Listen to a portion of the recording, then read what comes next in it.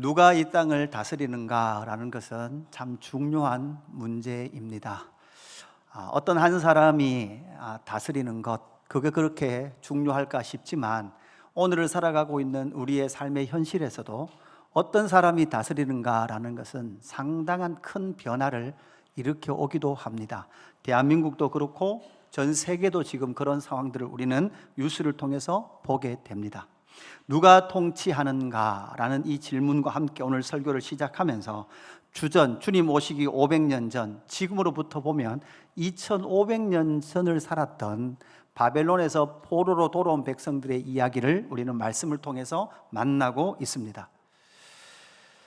바벨론 시대 때 남유다가 망했습니다. 그리고 바벨론으로 포로로 잡혀가서 70년을 보냈습니다. 그 70년 사이, 70년이 다 되었을 때에 바벨론도 망하고 어떤 나라가 들었습니까? 페르시아라는 제국이 들어서게 됩니다. 페르시아의 고레스 황제의 말에 의해서 포로지에서 돌아왔습니다. 돌아온 사람의 대표 주자는 스룹바벨과 예수아라는 이 두 사람을 중심으로 한 사람들이 돌아와서 무엇을 합니까? 성전 재건을 했습니다. 그 성전 재건을 하는 동안 16년 동안 주변 국가의 방해에 의해서 16년 동안 성전 건축이 멈춰버리게 되는 거죠. 그렇게 성전을 건축하는 일이 멈춰버린 사이에 하나님은 학개와 스가랴 선지자를 보내주셨고, 우리는 스가랴서를 통해서 1장부터 6장까지는 무엇을 봤습니까? 8가지의 환상을 보았습니다. 표로 보시면 이 8가지의 환상을 우리가 모두 다 1장에서 6장까지 살펴봤죠. 그리고 7장과 8장은 무슨 내용이었습니까? 진정한 금식이 무엇인지를 우리에게 보여줬죠. 하나님께로 돌아간다라는 의미가 무엇인지를 보여주셨습니다. 그리고 나서 이제 오늘부터 9장부터 14장, 그러니까 스가랴의 후반 부분을 살펴볼게 될 겁니다. 1장부터 6장까지 환상은 우리가 소위 말하는 묵시문학이라 그래요. 그런데 여기 9장부터 14장까지는 시적 표현들이 상당히 많은 부분이 바로 9장부터 14장까지입니다. 대칭 구조를 가지고 있죠. 여러분 9장부터 19장과 14장이 정확하게 대칭을 이루고 있고, 그 다음 B와 B-가 대칭을 이루고 있습니다. C와 C-가 대칭을 이루고 있고, 가장 중앙에 무엇이 위치했습니까? 영의 부으심과 땅의 회복, 이 땅을 새롭게 하시겠다라는 약속이 가장 중간에 위치해 있습니다. 영을 부으실 것이고 이 땅을 새롭게 하시겠다라는 약속을 주고 계시는 이 9장부터 14장까지의 우리가 말씀을 살펴보는데, 이 말씀 9장부터 14장까지의 핵심은 영의 부으심과 땅을 새롭게 하심은 무엇을 통해서 이루어집니까? 따라합시다. 왕이 오신다. 결론 핵심은 무엇인가 하면 왕이 오신다라는 것을 말씀해 주고 있는 거죠. 인류의 역사는 언제나 왕이 누구인가는 상당히 중요한 문제였습니다. 신앙생활 역시도 여러분, 신앙생활의 핵심이 무엇입니까? 따라합시다. 하나님이 왕이십니다. 이것이 신앙생활의 핵심이에요. 내가 주인, 내가 왕이 아니라 하나님이 주인이세요. 그래서 주인이시고 왕이신 하나님의 통치가 어떤 통치인지를 우리가 배워가는 것이 신앙생활인 거죠. 오늘 본문 속에는 우리가 너무나 잘 아는 말씀이 기록되어 있습니다. 9절 말씀이죠. 9절 말씀, 시온에 따라 크게 기뻐할지어다, 예루살렘에 따라 즐거이 부를지어다. 우리 같이 보겠습니다. 그부터 시작. 보라, 내가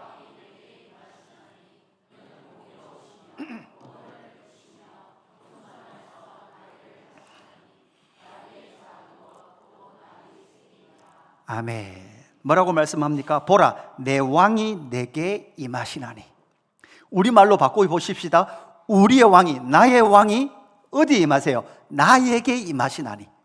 그죠?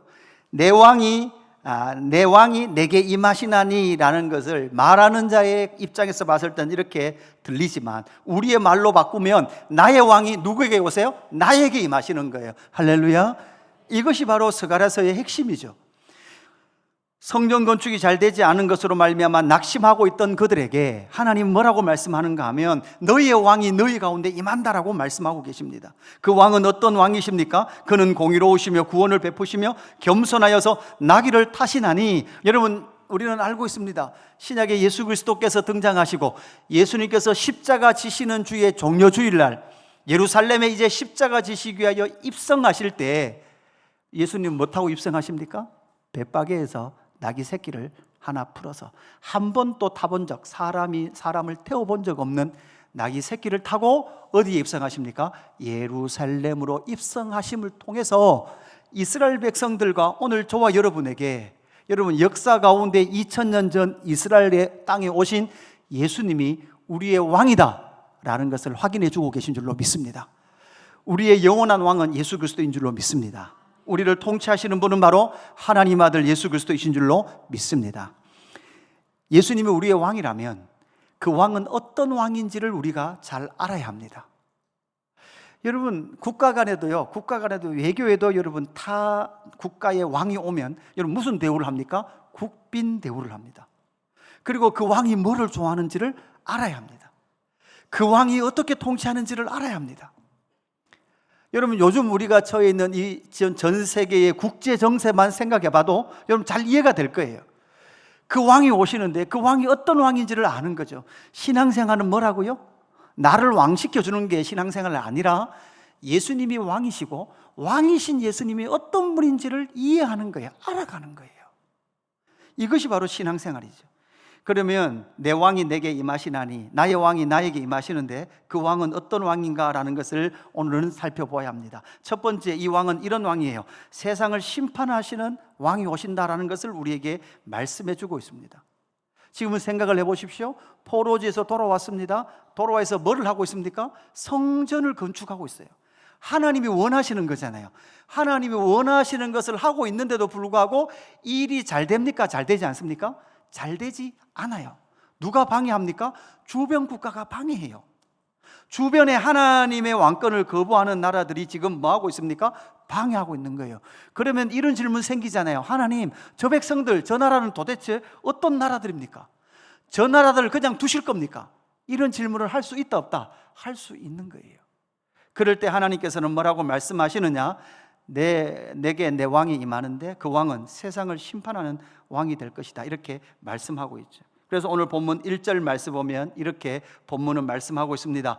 여호와의 말씀이 하드락 땅에 내리며 다메섹에 머물리니 사람들과 이스라엘 모든 지파의 눈이 여호와를 우러러 봄이니라. 여러분, 그러니까 이스라엘 모든 백성들이 하나님을 우러러 보는데 그 하나님의 영광이 이스라엘 땅에 임하는 것이 아니라 어디에 임해요? 하드락 다메섹에 임해요.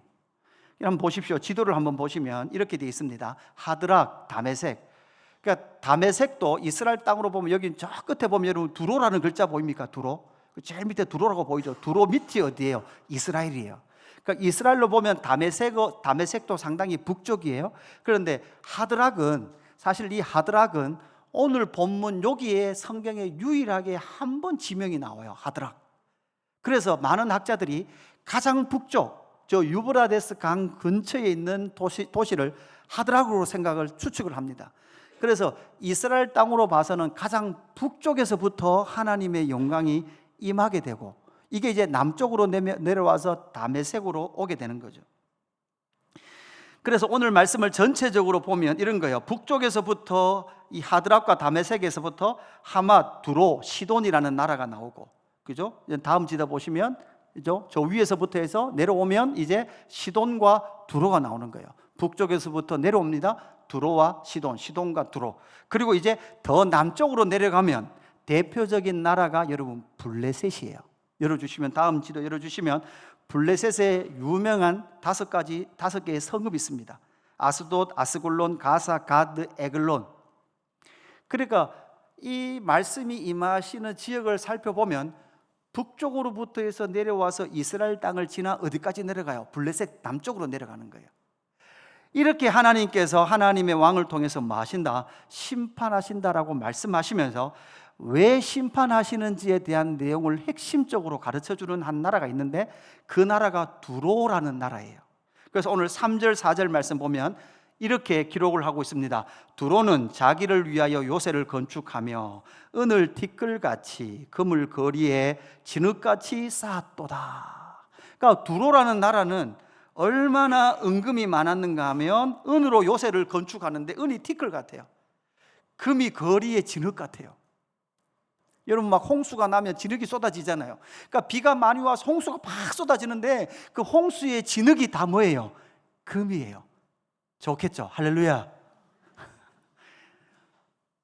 비가 폭풍처럼 몰아치는데 그 빗물과 함께 쏟아지는 빗물이 황금색 같지만 사실 거기를 다 건져내면, 그 물을 걷으면 그 안에 뭐가 있다는 말이에요?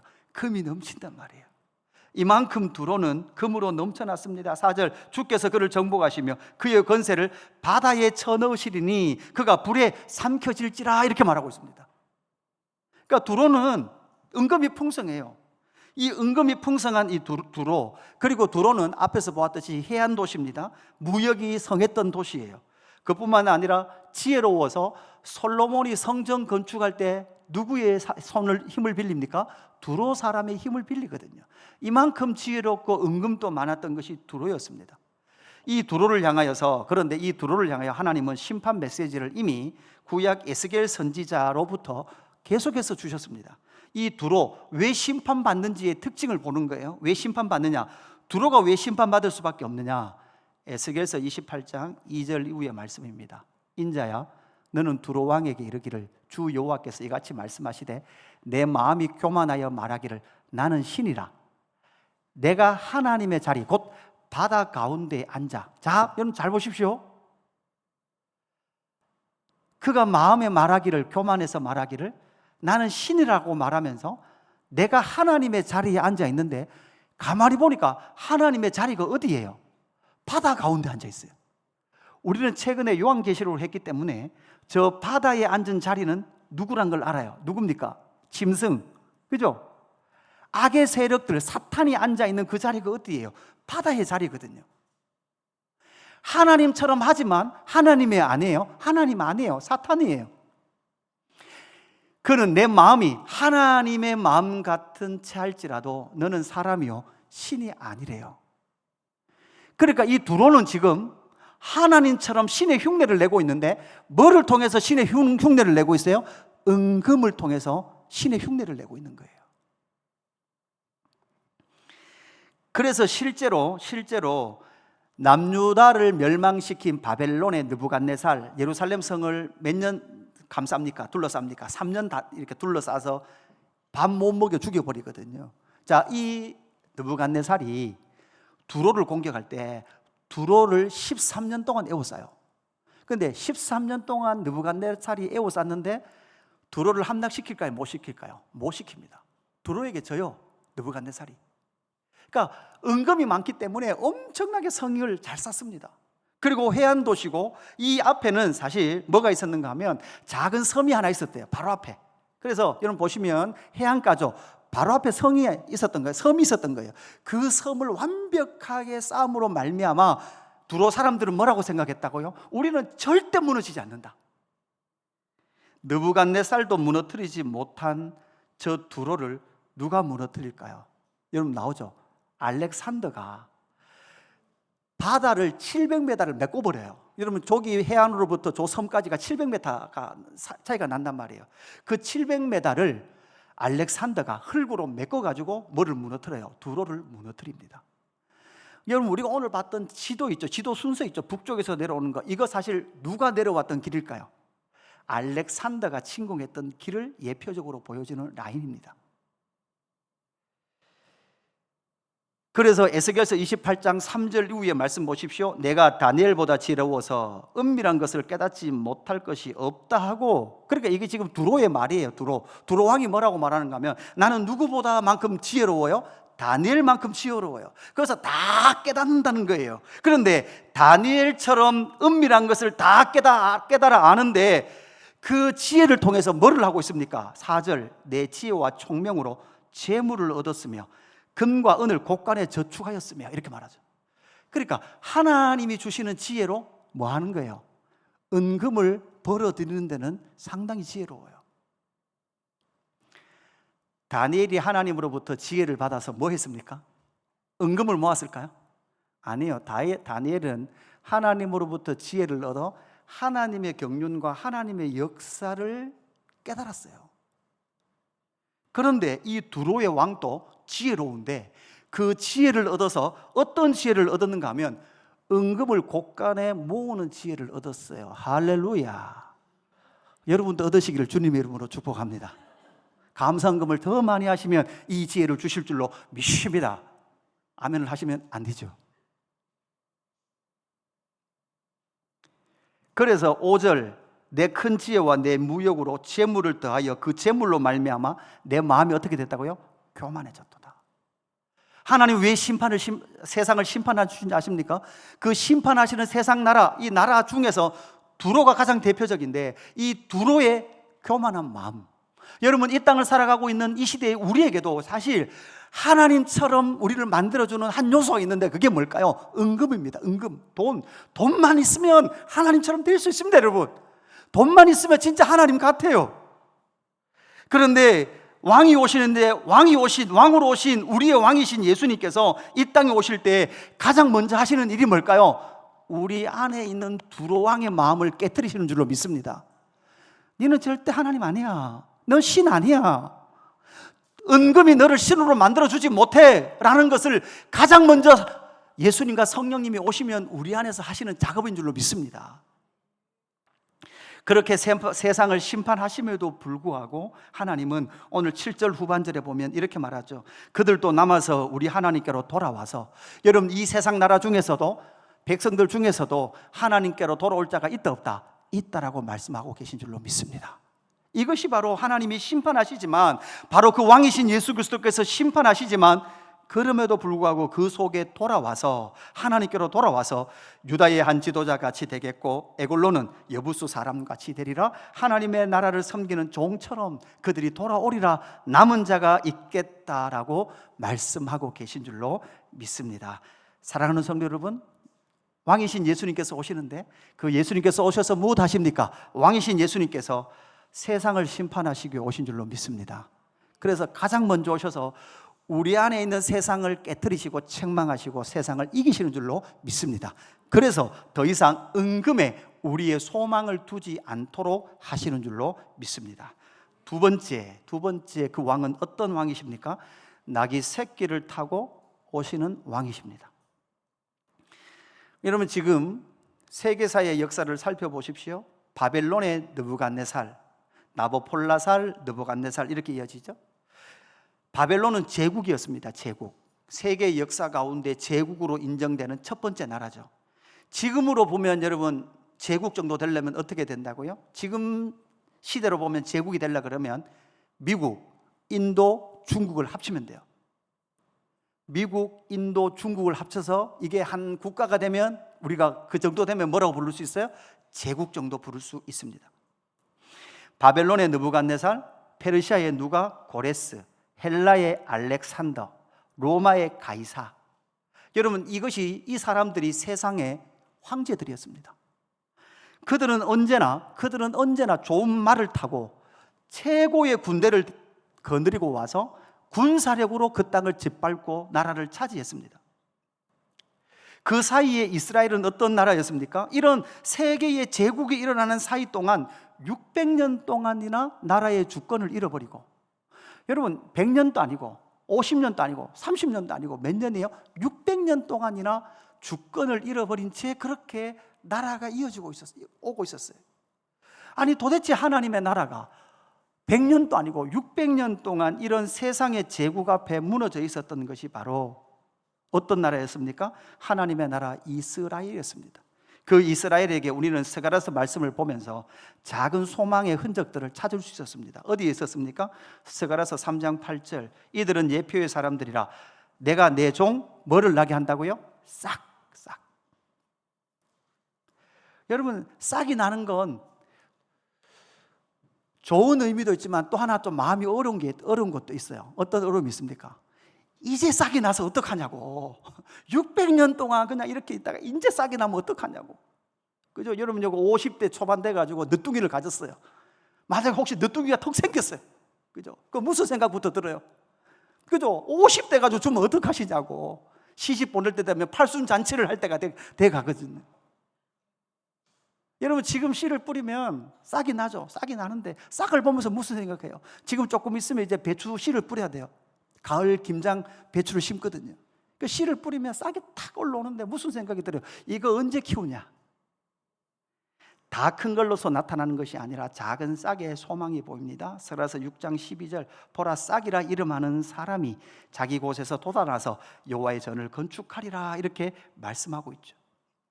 좋은 제목이 큰 나무가 나는 것이 아닙니다. 작은 싹이 나서 그 싹이 충실한 열매를 맺어가는데 오늘 9절 말씀 우리 중요한 말씀이니까 다시 한번 더 9절 말씀 우리 한 목소리로 봉독해 보십시다. 시작. 시온에 따라 크게 기뻐할지어다 예루살렘에 따라 즐거이 부를지어다 보라 내 왕이 내게 임하시나니 그는 공의로우시며 구원을 베푸시며 겸손하여서 나귀를 타시라니 나귀의 작은 것 곧 나귀 새끼니라. 아멘. 여러분 세상 나라는 왕들은 뭐를 탄다고요? 명마를 탑니다. 그러나 이 낙이 타신 예수님의 성품을 우리에게 왕의 성품을 이렇게 말합니다. 그는 여러분 첫 번째는 어떻다고 말해요? 공의로우시고 두 번째는 뭐 하신다고요? 구원을 베푸시고 세 번째는요 겸손하세요. 그러면 공의로우신 거, 구원을 베푸시는 거, 겸손하신 것 여러분 이게 어떤 의미가 되냐는 거예요. 자, 공의로운 거죠. 공의로운 것은 누가 다스릴 때만 공의로울까요? 하나님이 다스릴 때 공의로워요. 하나님의 나라 이스라엘의 특징이 뭔가요? 하나님이 다스리는 나라이기 때문에 이 땅은 공의로워야 되는데 이 나라가 망했다라는 말은 하나님의 성품을 닮아 공의롭지 못했다는 거예요. 다윗이 이스라엘의 왕으로 최고의 통치를 하잖아요. 그래서 다윗은 어떤 인물이었습니까? 하나님 마음에 합한 왕이었어요. 그런데 다윗의 마지막 인생 마지막에 다윗의 노래를 살펴보면요 이런 말씀이 나와요. 이스라엘의 하나님이 말씀하시며 이스라엘의 반석이 내게 이르시기를 사람을 공의로 다스리는 자 하나님을 경외함으로 다스리는 자여 땅에서 움이 돋는 새풀 같으리라. 여러분 여기도 새풀 그러면 이게 다른 말로 하면 뭐예요? 싹이에요. 싹이 나는데 다윗이 자신의 그 모든 왕의 통치를 딱 정리해 봤을 때 우리는 다윗이 공의롭게 다스렸다고 생각하지만 다윗의 고백에서는 어떤 고백일까요? 자기는요 죄도 지었어요. 사람도 많이 죽였어요. 점쟁도 엄청 했어요. 실수도 엄청 했습니다. 자식에게 반란도 당해봤습니다. 그 많은 고통이 있었지만 그러나 다윗의 마지막 고백 우리는 하나님 마음에 합한 다윗이었으니까 다윗이 정말 공의롭게 다스렸겠구나라고 생각하지만 그것이 아니라 다윗의 고백은요 내가 공의롭게 다스린 것이 아니라 누가 다스렸대요? 하나님이 다스리셨대요. 할렐루야. 하나님의 말씀으로 다스렸대요. 우리는 잘 알고 있습니다. 요한계시록 19장 11절에 여러분 백마탄자 나오죠. 그죠? 충실과 진실이에요. 그런데 그가 공의로 심판하며 싸우더라 이렇게 말씀하시고 13절에 그 이름은 하나님의 뭐라고요? 말씀이래요. 말씀이 육신이 되어 이 땅 가운데 오신 예수님은 공의로우세요. 왜? 하나님의 말씀이시니까. 하나님의 말씀대로 다스리시니까 공의로우신 줄로 믿습니다. 결국은 그 하나님의 말씀 안에 뭐가 있습니까? 공의가 있는 줄로 믿습니다. 두 번째 특징은 구원을 베푸신다고 했어요. 구원을 베푸신다. 여러분 구원을 베푸시니까 이게 상당히 수동적인 것 같아요? 능동적인 것 같아요? 생각을 해보세요. 자, 생각 좀 하세요. 자, 구원을 베푸시니까 예수님이 아주 능동적으로 막 베푸신 것 같아요? 수동적으로 베푸시는 것 같아요? 능동적으로 베푸시는 것 같잖아요. 이걸 왜 이렇게 표현했는가 하면 이게 번역상 문제지만 세상 나라의 왕들 보세요. 세상 나라의 황제들 보십시오. 느부갓네살 예루살렘을 침공해 놓고는 어떻게 해요? 그가 마음대로 구원을 베풉니다. 어떻게 베풀까요? 왕인 느부갓네살이 나에게 절을 하면 구원이다. 절 안 하면 너 다 뭐다? 다 죽인다. 수많은 예배 드리던 예배자들을 다 목을 잘라 죽였습니다. 이게 세상 나라의 황제들이 갔던 길이에요. 불법으로 점령하고 군사력으로 점령하고 나 가이사에게 절하면 구원이다. 절 안 하면 뭐다? 너 다 심판이다. 그런데 여기서 우리말로는 구원을 베푸시며라고 말하는 것이 상당히 능동적인 것으로 표현되어 있지만 원어로 보면 이것은 수동형 소사라는 단어를 써요. 이건 수동적이란 말이에요. 이 말은 무슨 말이냐? 여러분 히브리서 5장 7절 이렇게 말합니다. 이것은 무슨 말인가 하면 예수님께서 그냥 왕자에 앉아서 구원을 그냥 내가 왕이니까 너에게 구원을 베푼다 하는 것이 아니라 우리에게 오신 겸손한 왕이신, 그 구원을 베푸신 왕이신 예수님은 세상 나라 황제들처럼 자기의 군사력으로 그냥 구원을 베푸는 것이 아니라, 그는 육체에 계실 때에 자기를 죽음에서 능히 구원하실 이에게 심한 통곡과 눈물로 간구와 소원을 올리셨고, 그의 경건하심으로 말미암아 들으심을 얻었느니라. 그가 아들이시면서도 받으신 고난으로 순종함을 배워서 온전하게 되셨은즉 자기에게 순종하는 모든 자에게 영원한 구원의 근원이 되시고. 아멘. 여러분, 이 말씀은 무슨 말입니까? 세상 왕처럼 단지 군사력으로 점령해서 나에게 잘하면 구원, 나에게 잘하지 않으면 심판이 아니라, 이 예수님은 사람과 같이 되셔서 죄 있는 사람처럼 고통당하는 인생의 모든 문제와 아픔을 안고 주님은 어디로 향해 나가셨다는 거예요? 십자가를 향해 나가셨다는 거예요. 우리가 당하는 고난을 그대로 당하셨다는 거예요. 그분이 고난 안 당하시고 우리가 당하는 아픔 안 당하시고 그냥 나에게 절해라, 내가 구원을 줄게, 이것이 아니라 아들이시면서도 아버지를 향하여 심한 통곡과 눈물과 간구와 소원을 올리시고, 그 올리심을 통하여 고난으로 순종함을 배워서 그 모든 것을 배우신 이후에 구원을 성취하시고, 이제 나를 믿는 자, 예수 그리스도를 믿는 자에게 뭐를 베풀어 주신다고요? 구원을 베풀어 주시는, 바로 세상 왕이 구원을 베푸는 것과 전혀 다른 그 구원을 저와 여러분에게 베풀어 주신다고 약속하신 줄로 믿습니다. 세 번째는 겸손하죠. 겸손한 것은 무엇입니까? 여러분, 겸손한 건 뭐가 겸손한 거라고요? 예, 여러분, 잘생긴 사람이 잘생겼다고 말하는 건 교만한 게 아닙니다. 그죠? 여러분 말씀드리지만 제가 잘생겼다고 말하는 건 절대 교만이 아니에요. 왜? 있는 그대로 사실을 말하는 거니까. 그죠? 우리는 자꾸 겸손을 반대로, 아이고 저는 못생겼습니다, 못났습니다, 이걸 겸손이라고 생각하는 거예요. 여러분, 여기서 겸손인 것은 따라합시다. 나는 가난하다. 은금과 제일 반대되는 거잖아요. 나의 가난함을 여실하게 인식하는 그 사람이 진짜 겸손한 사람이에요. 가난하면 여러분 뭐를 해야 돼요? 도움을 구해야 돼요. 그래서 진짜 겸손한 사람은 뭐를 한다고요? 하나님께 도움을 구하는 거예요. 우리는 빨리 철들어서 내가 알아서 잘 살았다고 생각하는 사람들이 요즘 생각하면 참 성숙한 사람이라고 생각하잖아요. 제가 1부 때 그렇게 막 고백했어요. 제가 중3 때 저희 형님이 큰 이제 오토바이 사고로 그 병원에 오래 입원해 있었거든요. 한 11개월을 입원해 있었거든요. 그러니까 제가 중3이니까, 그것도 중3 추석 때 그 사고가 있었어요. 그러니까 중3 추석이니까 좀 지나면 이제 뭐를 해야 돼요? 고등학교로 가야 된단 말이에요. 그런데 고등학교로 가야 되는데 저희 어머니 아버지는 그냥 계속 그냥 대구에 병원에 계셨던 거예요. 형 치료한다고, 수술한다고. 그러니까 저는 고등학교로 원서를 쓰려고 그러는데 상의할 사람이 아무도 없는 거예요. 그죠? 제 친구들은 경북 기계공고 간다, 대구 공부 잘하는 대구 공고 간다. 그 다음에 인문계는 여러분 유학을 어디로 왔어요? 의성이니까 대구는 못 들어오고 경상고등학교로 왔단 말이에요. 그죠? 그런데 저는 고등학교를 어디로 갈까 상의할 부모님이 안 계셨던 거예요. 그러니까 지금 한참 때는 그래 생각했어요. 나는 부모님 도움도 안 받고 나는 내가 알아서 여기까지 왔다. 이게 여러분 어떤 상태라고요? 이게 교만한 상태라고요. 아니요, 지금 생각해 보면 부모의 손길과 부모님의 손길과 마음이 없이는 절대 이곳까지 못 왔다는 거죠. 이것처럼 겸손한 것은 무엇입니까? 결국은 하나님의 도움이 있지 않고는 살 수 없습니다라는 것이, 그 사람이 바로 겸손한 사람이에요. 예수님도 고린도후서 8장 9절에 이렇게 말합니다. 우리 주 예수 그리스도의 은혜를 너희가 알거니와 부요하신 이로서 너희를 위하여. 여러분, 예수님 원래 부요하신 인데 우리를 위하여 여러분 어떻게 되셨다고요? 가난함으로 말미암아. 예수님께서 가난함으로 말미암아 누구에게 도움을 구할 수밖에 없었어요? 하나님께 도움을 구할 수밖에 없었다고요. 이게 진짜 겸손한 거라고요. 하나님, 한 주간 또 내가 알아서 잘 살았지요가 아니라, 그죠? 하나님, 내가 한 주간 또 하나님의 은혜 아니고선 살 수 없었던 가난한 자였습니다 라고 인정하는 그 사람이 겸손한 사람인 줄로 믿습니다. 왜냐? 우리 예수님이 그러하셨거든요. 이 세상 왕과 다르게 공의로우시고 구원을 베푸시고 겸손하셔서 당신도 가난하게 되셔서 그 가난을 통하여 하나님 앞에 고백하고 하나님의 그 고백을 통하여 그의 가난함으로 말미암아 저와 여러분을 부유하게 하신 줄로 믿습니다.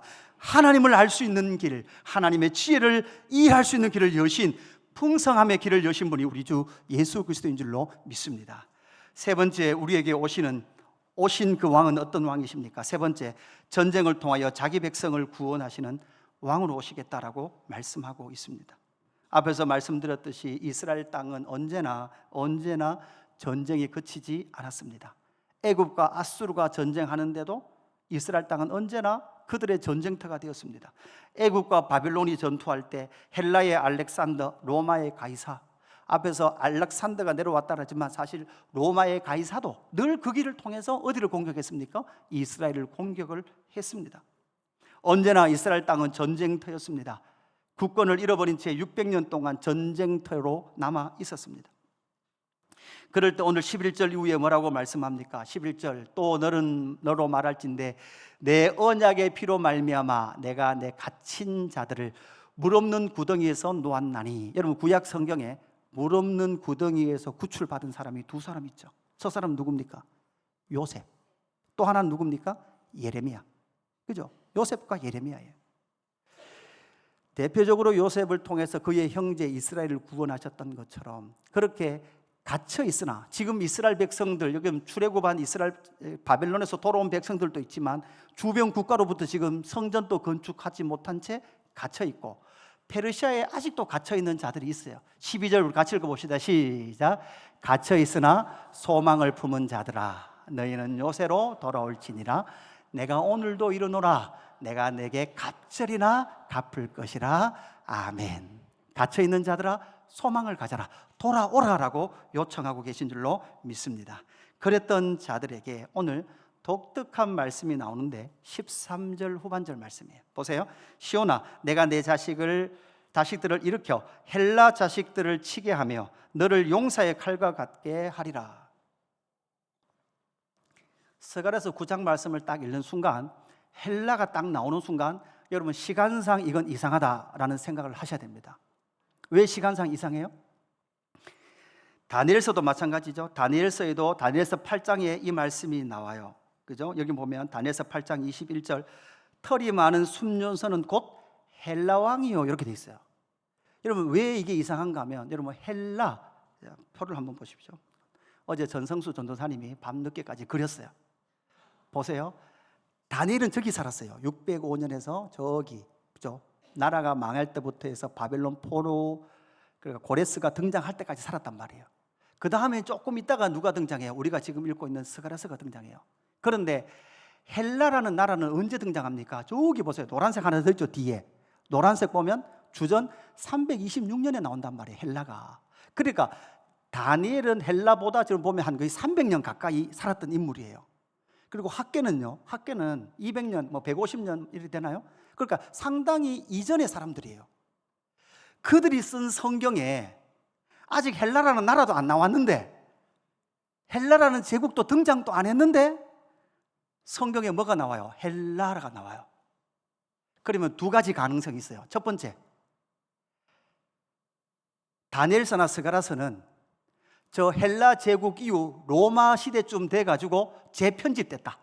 헬라라는 이름을 집어넣었다. 한 가지. 두 번째, 아니다. 하나님이 다니엘과 스가랴 선지자에게 앞으로 나타날 최고의 제국 헬라를 계시해 주셨다. 가능성이 뭘까요? 두 번째겠죠. 하나님께서 앞으로 나타날 헬라라는 제국의 이름을 알려주셨던 거예요. 그래서 다시 그 다니엘서 8장 21절에 보면 이런 말이 나와요. 그죠? 털이 많은 순념선은 곧 헬라왕이요. 여러분 헬라왕이 누굽니까? 대표가 헬라왕 그러면 한 사람밖에 없죠. 사실은 누굽니까? 알렉산더잖아요. 알렉산더. 여러분 그 헬라왕이 알렉산더가 예수님과 상당히 비교돼요. 왜냐하면 알렉산더도 여러분 30에 등장해서 33살에 죽거든요. 그 알렉산더가 왜 죽었냐라는 것은 소문이 많습니다. 풍토병에, 워낙 전쟁을 넓히 했으니까 풍토병에 의해서 죽었다. 아니다. 칼을 가지고 전쟁하고 돌아오는 길에 칼을 칼집에 꽂아야 되는데 잘못 꽂아서 자기 허벅지를 꽂아가지고 죽었다라는 말도 있어요. 알렉산더의 스승이 누굽니까? 아리스토텔레스입니다. 철학자 아리스토텔레스. 그러니까 알렉산더는요, 앞에 나오는 제국의 역사를 딱 보니까 이 제국을 점령하기 위해서는 단순히 칼로 점령하면 된다, 안 된다? 단순히 칼로 점령하면 안 된다는 걸 알았어요. 그래서 헬라의 알렉산더는 칼로 점령하는 것이 아니라 칼과 함께 뭐를 바꾸기 시작할까요? 사상을 바꾸기 시작합니다. 그게 뭐예요? 헬라화예요. 이 헬라화가 어떤 나라에 가장 위협이 되는가 하면 하나님의 나라 이스라엘에게 가장 위협이 됩니다. 다른 말로 하면, 쉽게 말하면 이런 거예요. 야, 안식일 날 꼭 성전에 갈 필요 없어. 회당 갈 필요 없어. 주일날 꼭 예배당 가는 게 중요하냐? 네 마음에 예수 믿는 게 중요하지. 그러니까 안식일날 뭐 하기 시작해요? 다 안식일날 다 바닷가에 수영하러 가기 시작해요. 해수욕하러 가기 시작합니다. 소위 말하는 세속화의, 하나님의 나라의 세속화의 시작이 뭐로부터 통해 이루어지느냐?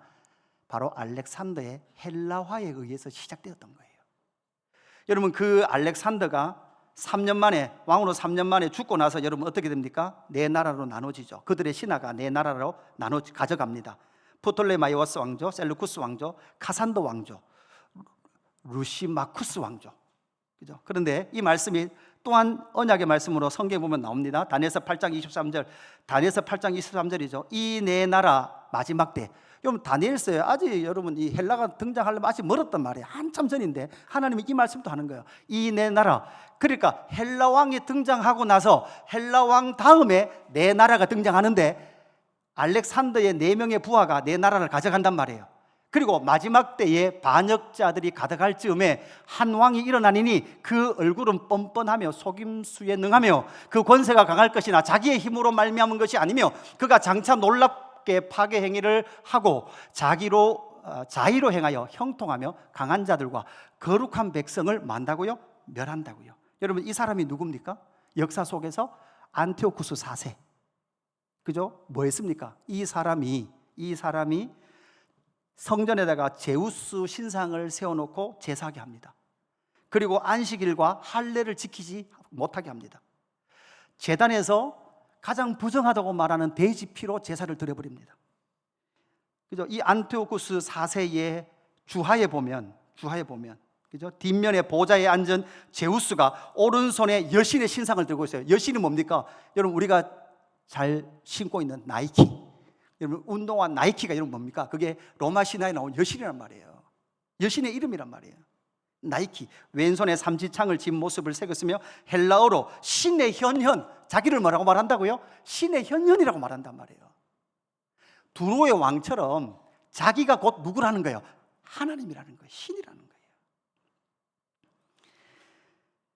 이것 때문에 일어났던 것이 마카비 혁명이었고, 이 마카비 혁명을 통해서 헬라 왕조의 헬레니즘, 헬라화 사상을 막고 섰음에도 불구하고 결국은 그 일들은 모두 다 수포로 지나갔고, 결국 이 헬라 다음에 뭐가 등장해요? 로마가 등장하는데, 이 로마의 최고 클라이막스는 결국은 헬라화였습니다. 합리성과 적절성을 따지는 세상 나라 헬라의 사상에 온 세상이 넘어가 버린 거죠. 다니엘서 8장 25절에 이렇게 말합니다. 그가 꾀를 베풀어 제 손으로 속임수를 행하고 마음에 스스로 큰 채하며 또 평화로울 때 많은 무리를 멸하며 또 스스로 서서 만왕의 왕을 대적할 것이나 그가 사람의 손으로 말미암지 아니하고 어떻게 된다고요? 깨진다. 세상 왕은요, 사람의 손으로 망하는 게 아니에요. 우리는 잘 알고 있습니다. 요한계시록의 사탄, 마귀, 그죠? 사탄, 마귀, 귀신, 용, 짐승, 거짓 선지자. 그 다음 뭐가 있었습니까? 바벨론, 큰 음녀.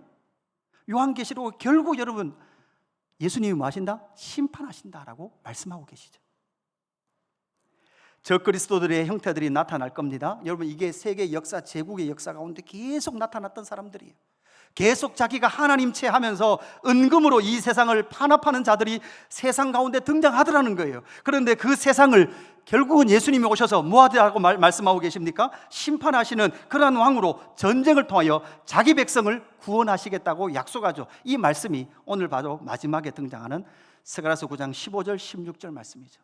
만군의 여호와께서 그들을 호위하시리니 그들이 원수를 삼키시며 물맷돌을 밟을 것이며. 우리 16절 같이 읽습니다. 시작. 이날에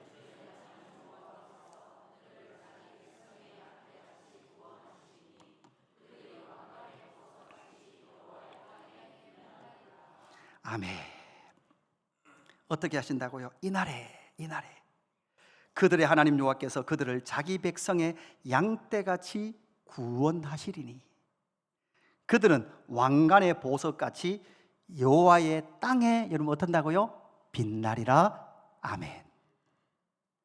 여러분 요한계시록 하면서 천년왕국설 제가 신학적 학설을 말씀을 드리면서 저는 뭐를 믿는다 그랬습니까?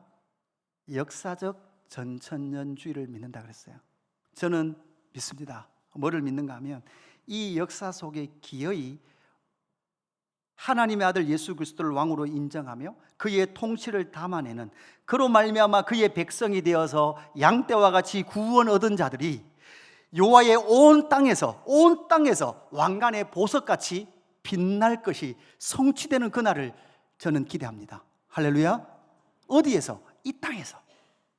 실제로 이 역사 가운데 이 말씀이 성취되어서, 그래서 지금 저와 여러분 뭐 다른 거예요? 지금 저와 여러분은 바로 하나님의 통치를 담아내는 구원받은 백성들, 왕관의 보석처럼 빛나는 것들을 빛을 내가는 과정이 저와 여러분의 신앙 여정인 줄로 믿습니다.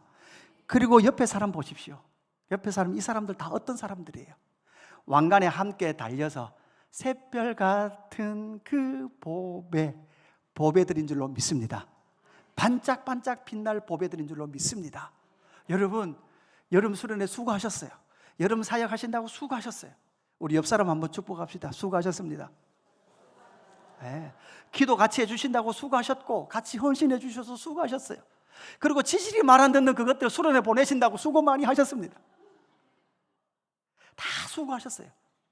그런데 일을 하다 보면 또 어떤 일도 있을까요? 마음 상할 일도 있어요. 저 사람이 내와 생각이 다르거든요. 그런데 여러분 마음 상했다면 여러분 기억하십시오. 그 마음조차도 누가 통치하시도록 기도하십시오. 하나님과 주 예수 그리스도께서 내 마음도 통치해 주십시오. 내 감정도 다스려 주십시오라고 기도하며 나아가는 저와 여러분 되기를 주님의 이름으로 축복합니다. 오늘 말씀을 정리합니다. 내 왕이 내게 임하시나니, 나의 왕이 나에게 임하고 우리의 왕이 우리 가운데 임한 줄로 믿습니다. 그분은 겸손하셔서 구원하시는 낙이 타신 예수 그리스도이신 줄로 믿습니다. 그 예수 그리스도를 왕으로 영접하는 저와 여러분 되기를 주님의 이름으로 축복합니다. 우리 찬양합시다. 문들아 머리 들어라.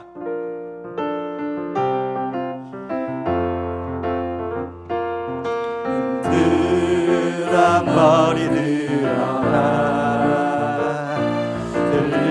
들릴지어다 영원한 문들아.